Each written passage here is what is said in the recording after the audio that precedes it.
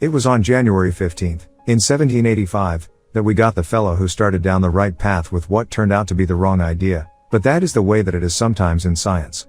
This does not mean that he was completely wrong, but that his ideas helped get to better and better ideas. You can think of it like scaffolding. To build some buildings, it is necessary to first build temporary supports and structures.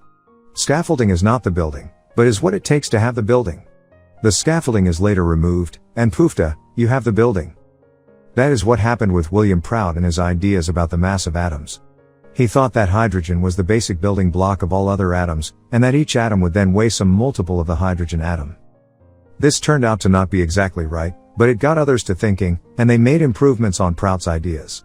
So much so, that Ernest Rutherford named what he thought to be the most basic part of the atom after Prout. This is why we call the thing at the center of a hydrogen atom a proton. It is named after William Prout. Prout was one of those Renaissance men.